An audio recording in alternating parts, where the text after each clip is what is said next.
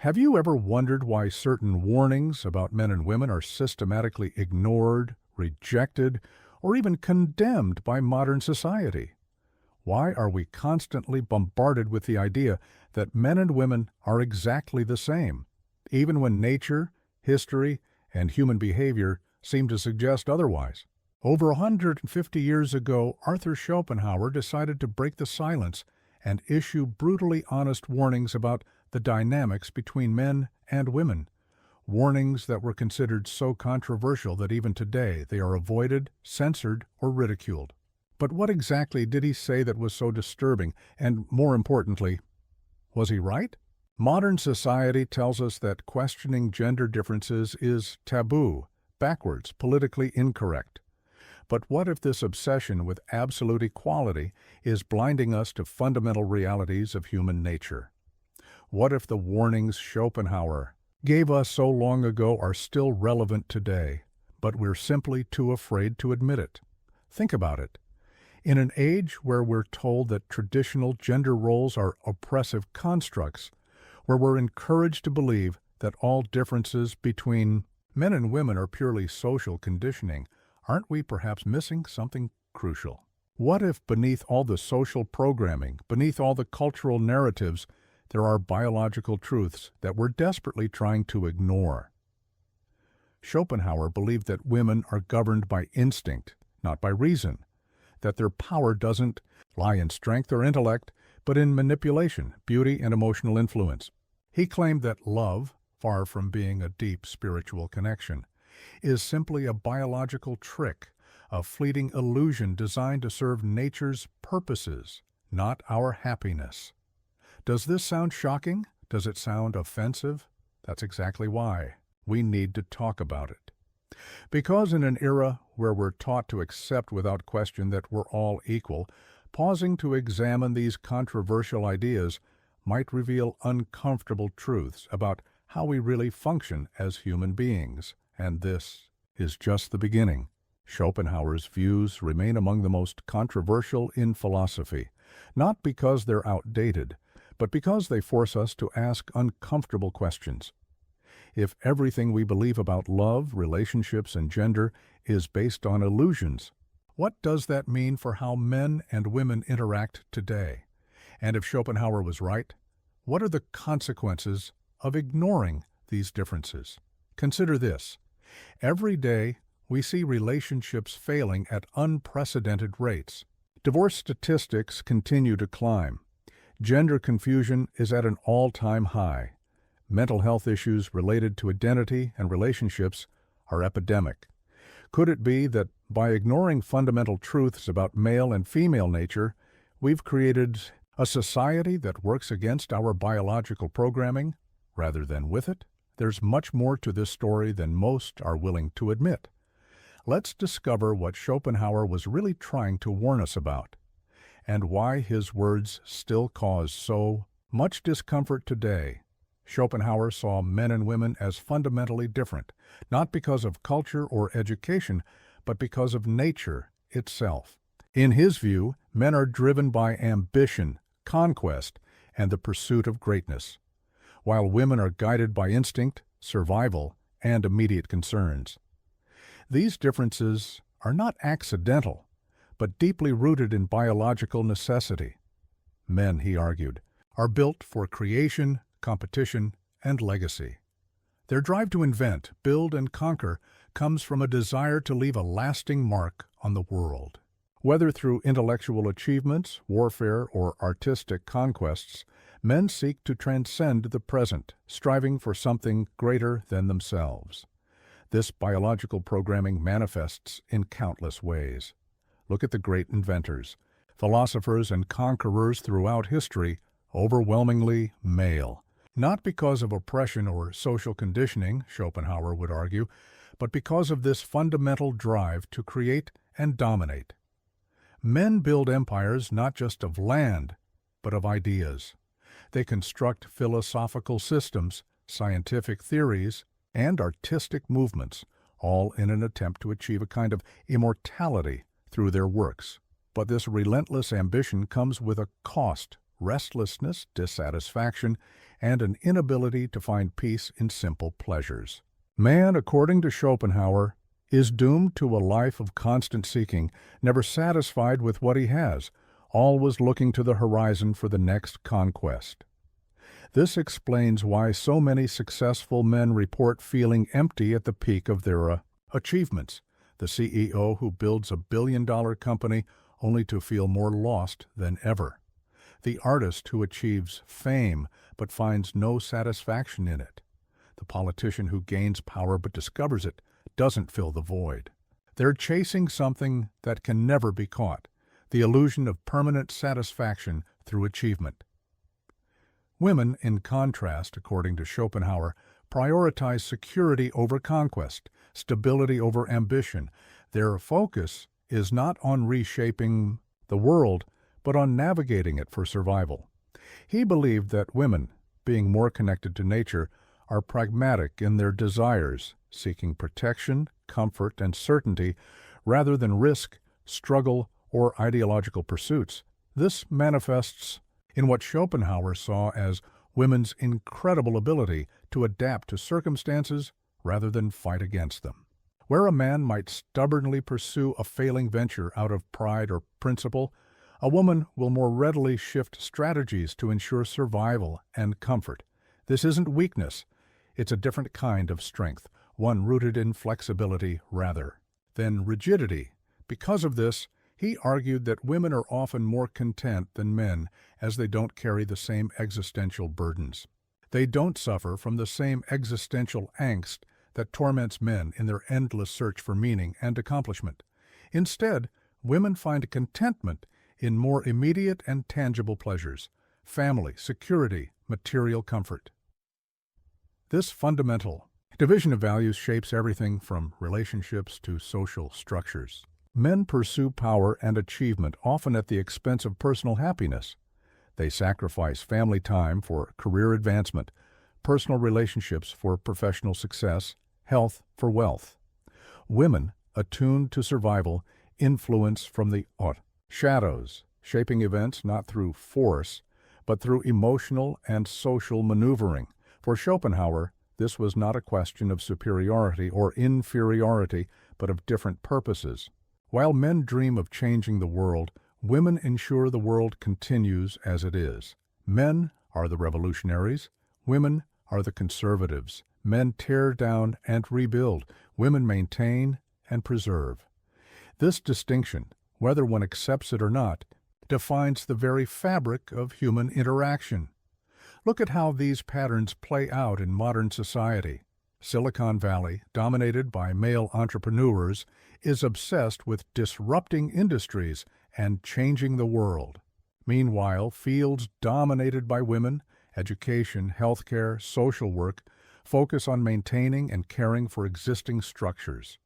Is this merely social conditioning or something deeper?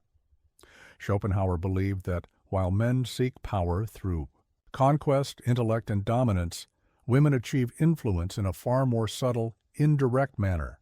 He argued that women don't pursue power through force or direct control, but through persuasion, charm, and emotional leverage, weapons that are often more effective than brute strength.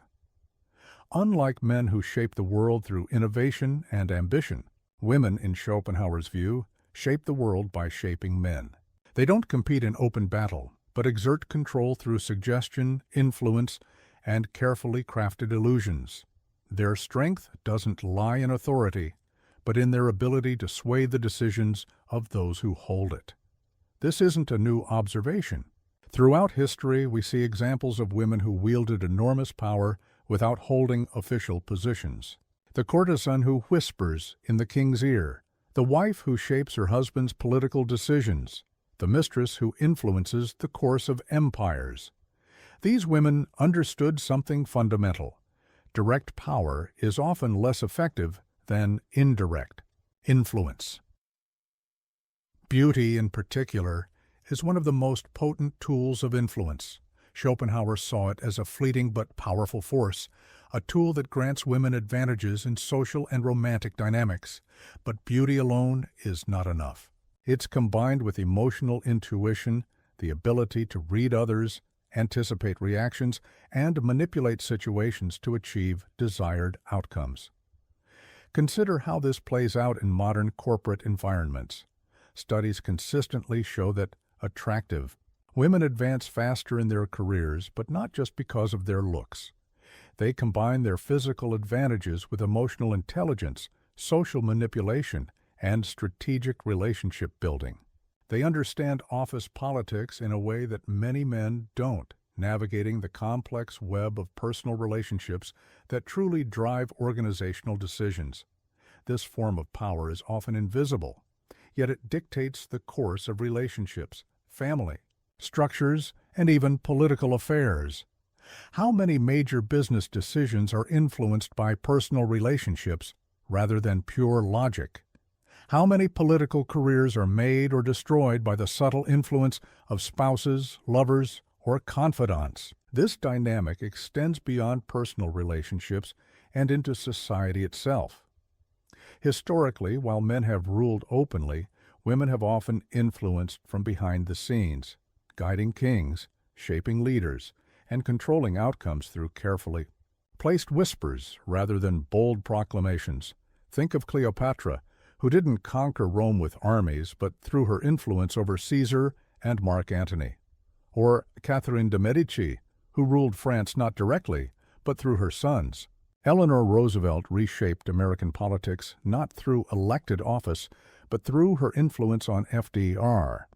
Even in modern times, how many political and business decisions are influenced by spouses, lovers, or female advisors? Schopenhauer didn't frame this as a weakness, but as a different form of dominance.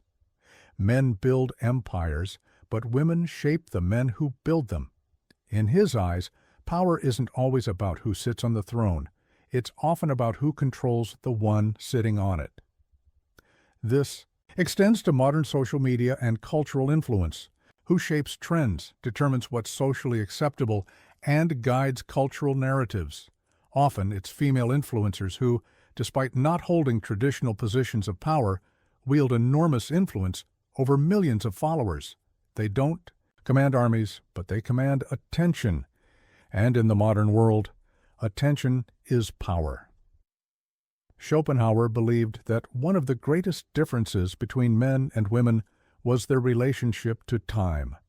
Men, he argued, are obsessed with the future, constantly striving for long-term goals, chasing legacy, and building towards something greater. They live in anticipation, always planning, always projecting, always sacrificing the present for what might come. Women, on the other hand, are more attuned to the present, prioritizing immediate needs and security over abstract ambitions. For Schopenhauer, this wasn't a flaw, but a reflection of nature's design. Women, being responsible for the continuity of the species, need to be focused on the here and now, on survival, on care, on maintaining life. This difference in temporal orientation has profound implications for how the sexes approach life. Men will sacrifice present comfort for future glory. They'll work 80-hour weeks, destroying their health and relationships for the promise of future success. They'll invest everything in risky ventures that might pay off years down the line. They live in a constant state of becoming, never simply being. Women, focused on stability and survival, tend to seek comfort, social harmony, and practical benefits. They're less likely to risk everything for a distant dream or an uncertain reward. They understand that the future is uncertain, but the present is real. A bird in the hand, as they say, is worth two in the bush. In contrast, men sacrifice comfort, health, and even relationships in pursuit of greatness. This relentless ambition, while often destructive, is what drives progress, invention, and the shaping of history. Every major technological breakthrough, every paradigm shift in human understanding, every expansion of empire, these have predominantly been driven by men willing to sacrifice everything for an uncertain future vision. This Difference in time perception influences nearly every aspect of decision-making. In relationships, Schopenhauer saw women as naturally drawn to men who could provide immediate stability rather than those who lived for uncertain future success. This explains why women often choose the stable provider over the struggling artist or entrepreneur, not out of materialism, but out of biological wisdom. In social dynamics, he believed women focused on securing favorable conditions in the moment, rather than long-term ideological battles. While men argue about abstract principles and future utopias, women focus on making life better right now, for themselves and their children. Even in personal desires, he saw them as less likely to be consumed by existential worries or grand philosophical pursuits, choosing instead to engage in what brings immediate satisfaction. While men agonize over the meaning of life, women are more likely to find meaning in daily pleasures and relationships. The question then is whether this should be seen as a weakness or a different form of intelligence. Is it wise to trade momentary pleasure for uncertain rewards? Is male ambition a virtue or merely another form of suffering? Who is happier, the man who spends his life chasing an impossible dream, or the woman who finds joy in simple, daily pleasures? Schopenhauer didn't present an answer, only the observation that men live for what could be, while women master what already is. And perhaps this is why relationships between the sexes are so often fraught with misunderstanding. We're literally living in different temporal dimensions. Perhaps the most disturbing of Schopenhauer's warnings was about love. He saw love not as a deep, transcendent bond, but as a biological deception, an illusion created by nature to ensure reproduction. For him, what we call romantic love is nothing more than an elaborate trick, a smokescreen that obscures the true motivations behind human attraction. He believed that what people call love is not a spiritual connection or grand destiny, but a calculated instinctual force designed to serve one purpose, the continuation of the species. All the drama, passion, poetry of love, all of this is simply nature manipulating us for its own ends. Think about it. Why do we fall in love with the people we do? Is it really because of some mystical connection? Or is it because they possess traits that would produce viable offspring? Schopenhauer would argue it's always the latter, dressed up in romantic clothing. Attraction, in his view, has little to do with compatibility or personal fulfillment. Instead, it's dictated by subconscious biological needs. Men are drawn to youth and beauty not because of romance, but because these traits signal fertility. The hourglass figure, clear skin, lustrous hair, all indicators of reproductive health. Women seek strength, status, and security not because of devotion, but because they provide survival advantages for potential offspring. What appears to be emotional connection is, at its core, a programmed strategy for reproduction and protection. We don't choose who we fall in love with. Nature chooses for us, based on criteria that serve its purposes, not our happiness. The intensity of romantic love, its all-consuming nature, is nature's way of ensuring we overcome our rational judgment. In the grip of passion, we make decisions we'd never make with a clear head. We ignore red flags, overlook incompatibilities, and convince ourselves that love conquers all. This isn't stupidity. It's biological programming overriding our rational faculties. Schopenhauer argued that deception is woven into love itself. Both men and women manipulate to achieve their desires, often without even realizing they're doing it. Men feign commitment to access intimacy, while women use affection to secure stability. The love letters, the promises, the romantic gestures, all part of an elaborate mating dance designed by evolution. These tactics are rarely conscious, yet they govern relationships, ensuring that both parties play their evolutionary roles. We think we're acting out of love, but in reality, we're following scripts written by millions of years of evolution. Consider the classic pattern. During courtship, both parties present idealized versions of themselves. Men display resources and commitment. Women display beauty and nurturing qualities. Both exaggerate their virtues and hide their flaws. Once the relationship is secured through marriage, pregnancy, or long-term commitment, the masks begin to slip. The man's romantic attention wanes. The woman's sexual interest decreases. Both feel betrayed, but what really happened is that nature's trick has run its course. The tragic irony is that once love has served its purpose, once attraction has led to reproduction or stability, its intensity fades. What was once seen as eternal proves fleeting, and the illusion crumbles. How many marriages begin with passionate ardor only to end in indifference or bitterness? This explains the 7-year itch, the high divorce rates, the prevalence of infidelity. Once nature's goal is achieved, the biological imperative weakens. The very intensity that brought couples together becomes a memory, leaving them wondering what happened to the magic. Romantic ideals don't hold up under cold reason. Love is not selfless, not pure, not eternal. It's a carefully constructed trick of nature. The poets and dreamers may write about devotion, but Schopenhauer saw through it. Love is not about happiness, it's about biology.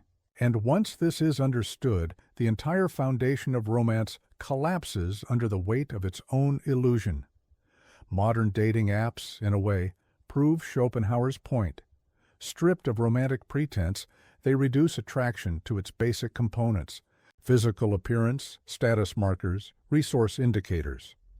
The algorithms that successfully match people don't measure soul compatibility.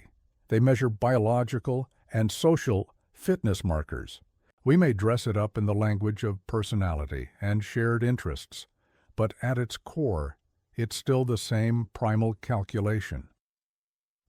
Schopenhauer saw women as essential to the structure of society, but believed their influence should remain contained, rather than expanded.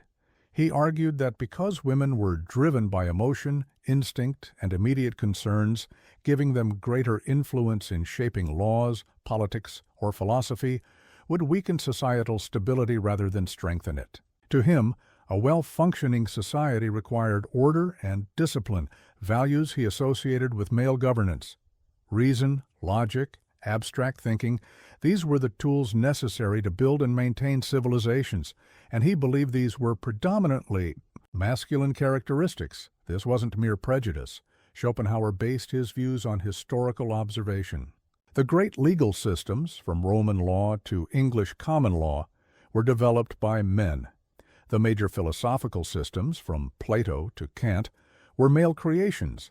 The scientific revolution, the Enlightenment, the Industrial Revolution, all predominantly male enterprises. He saw women's priorities, security, comfort, and interpersonal relationships, as necessary for family life, but ill-suited for leadership in broader social structures.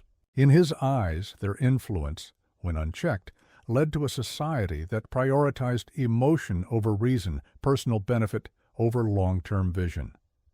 Consider modern politics. As women have gained more influence, Schopenhauer might argue, we've seen a shift from policy debates based on principles and logic to appeals based on emotion and personal narrative. The personal is political, a fundamentally female approach to governance that he would have seen as dangerous. He pointed to historical examples where female influence allegedly led to societal decay. The later Roman Empire, with its powerful lot empresses and court intrigue, the French court before the Revolution, where mistresses and salons shaped policy. In each case, he saw emotional decision-making replacing rational governance, leading to decline. Schopenhauer wasn't arguing that women had no value. Quite the contrary. He saw them as fundamental to society's continuity through their role in family and child rearing.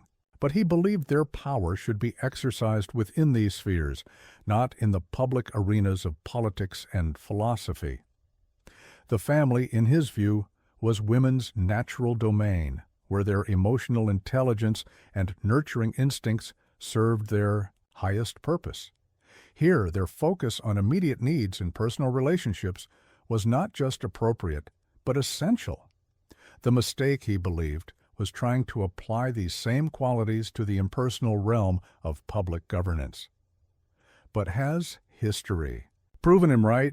The modern world has completely reshaped gender dynamics. Women now play significant roles in politics, business, and intellectual thought.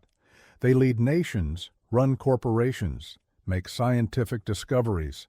Nordic countries with high female political participation consistently rank among the world's happiest and most prosperous societies. Yet, the same tensions Schopenhauer warned about still exist. The debate over whether modern society has benefited or suffered from these shifts remains unresolved. Are we seeing progress or decline, evolution or degeneration? Are the increasing emotional and moral appeals in politics an evolution or a decline? When we see leaders making decisions based on feelings rather than facts, on compassion rather than logic, are we witnessing the weakening of society that Schopenhauer predicted? Or are we seeing a more humane, balanced approach to governance? Has the balance of power between the sexes created a more just world, or has it introduced instability under the guise of progress? When we look at divorce rates, the breakdown of the traditional family, confusion about gender roles, are these signs of liberation or social collapse? Consider education. As teaching has become a predominantly female profession, we've seen a shift in educational methods. Less emphasis on competition and hierarchy, more on cooperation and emotional development. Boys, with their natural competitiveness and physical energy, increasingly struggle in these environments. Is this progress or the feminization of education at the expense of male nature? Or examine corporate culture, the push for collaborative, consensus-based decision-making over hierarchical command structures, the emphasis on emotional intelligence and interpersonal skills, the prioritization of work-life balance over single-minded career focus. Are these positive developments or the weakening of the competitive drive that built modern prosperity?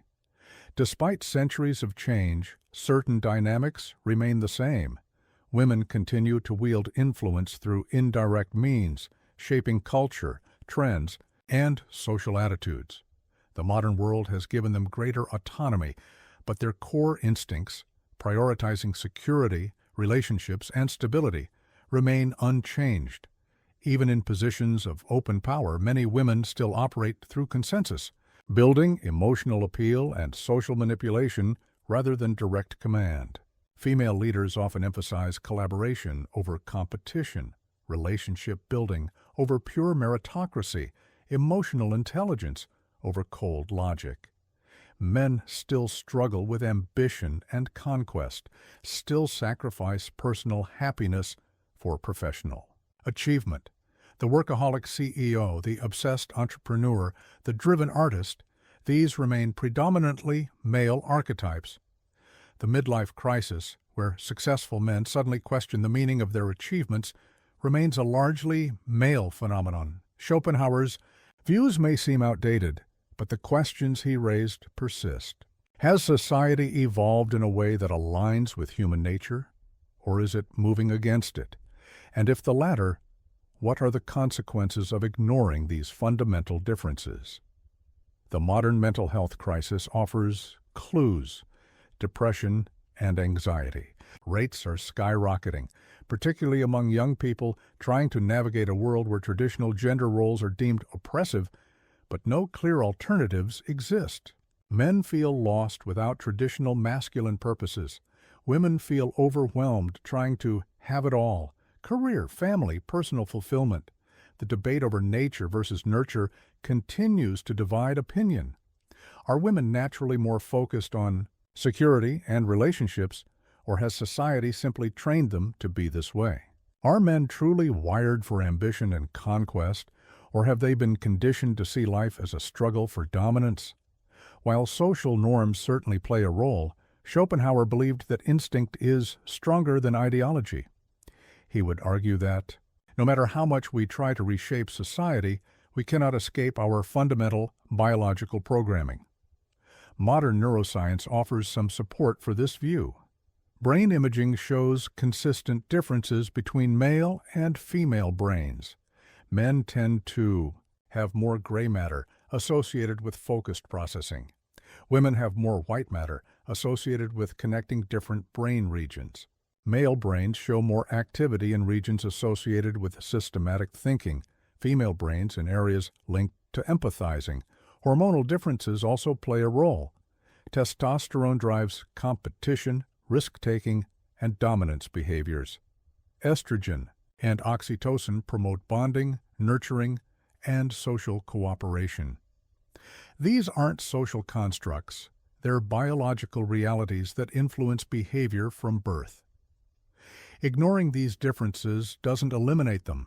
It only creates confusion, resentment, and unrealistic expectations. When we tell men they should be more emotional and less ambitious, when we tell women they should prioritize career over family, are we going against their fundamental nature? The consequences are visible everywhere. Young men told their naturals.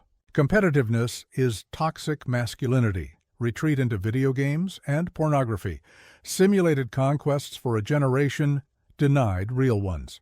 Young women told that career success is the ultimate goal find themselves at 35 wondering why they feel unfulfilled despite professional achievements. When men and women are told they should think, act, and desire the same things, frustration follows. Relationships suffer when expectations don't match reality. Social structures become unstable when we try to force equality where nature created difference. Individuals feel disconnected from their natural inclinations, leading to anxiety, depression, and a sense of not belonging. The push for absolute equality, Schopenhauer would argue, doesn't lead to harmony. It leads to misunderstanding. When we pretend men and women are interchangeable, we ignore the complementary forces that make them effective together. It's like trying to make two identical puzzle pieces fit together. They simply weren't designed for that. Consider modern relationships. We tell people to split everything 50-50, to share all responsibilities equally. But what if men and women are naturally suited to different roles? What if forcing sameness actually creates more conflict than accepting difference? And this is the final uncomfortable truth. Men and women may never fully understand each other. They're driven by different priorities, shaped by different instincts, and wired for different forms of power. Their minds operate on different frequencies, their hearts beat to different rhythms. This doesn't mean coexistence is impossible, it means expecting total alignment is a mistake. Harmony doesn't come from sameness, but from understanding and accepting difference. It doesn't come from pretending we're all equal, but from recognizing how our differences can complement each other. Think of it like an orchestra. The violins don't try to sound like trumpets. The drums don't pretend to be flutes. Each instrument plays its own part, and the beauty comes from how they work together, not from trying to sound the same. Instead of forcing artificial equality, perhaps the only real path forward is accepting difference, no matter how disturbing that truth may be.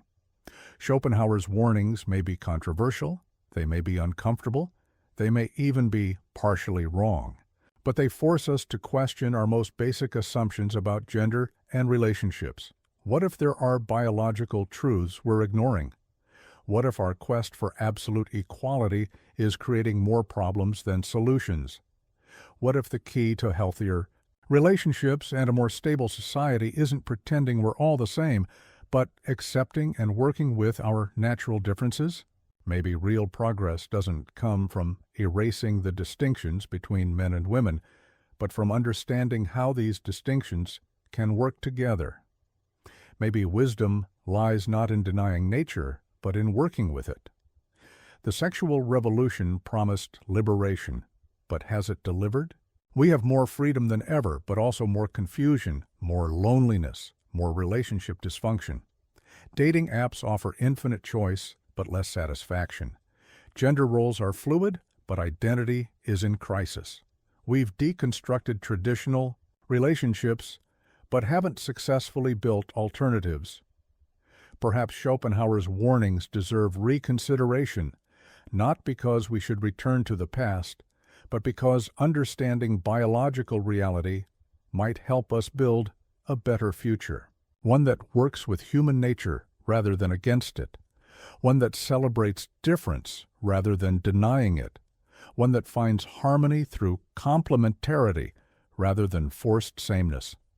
These warnings from Schopenhauer about women remain some of the most controversial in philosophy, not because they're easily disproven, but because they force a confrontation with uncomfortable truths we prefer to ignore. They challenge the comfortable narratives we've built about equality and progress. The question isn't whether you agree with everything Schopenhauer said. It's whether you're willing to consider that there may be aspects of human nature that modern society prefers not to discuss. Are we so committed to our ideals of equality that we refuse to see contrary evidence?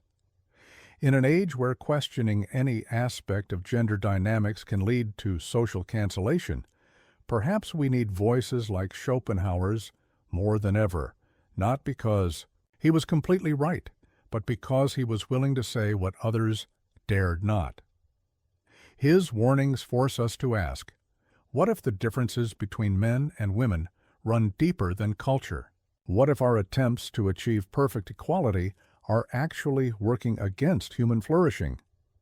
What if accepting natural differences could lead to greater harmony than enforcing artificial sameness? These questions matter because the stakes are high. If we're wrong about human nature, if we're building a society based on false premises, the consequences affect everyone. Rising mental health issues, relationship dysfunction, social instability, could these be symptoms of a deeper misalignment between social ideals and biological reality? What do you think? Were Schopenhauer's warnings misogynistic delusions from a bygone era, or were there inconvenient truths that we still prefer not to face today? Is our refusal to consider these ideas a sign of progress or intellectual cowardice? The very fact that these questions provoke such strong reactions suggests they touch something deep and unresolved. Perhaps that's why Schopenhauer's warnings remain so disturbing after all these years, not because they're completely wrong, but because they might be partially right. Leave your opinion in the comments, but remember, the most dangerous truth is often the one no one wants to hear. And perhaps, just perhaps, that's why Schopenhauer's warnings still bother us so much after all these years.